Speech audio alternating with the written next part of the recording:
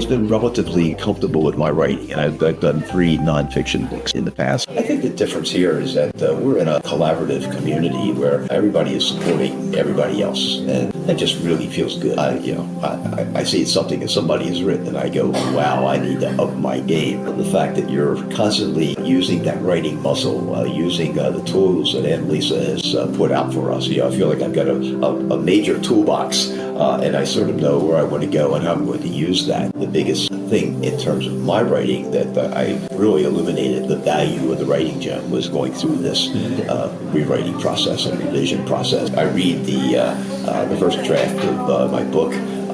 It was okay. But, I read it now, even I go, wow, if I hadn't made the investment in the writing gym, I would still be floundering in terms of getting to where I need to be.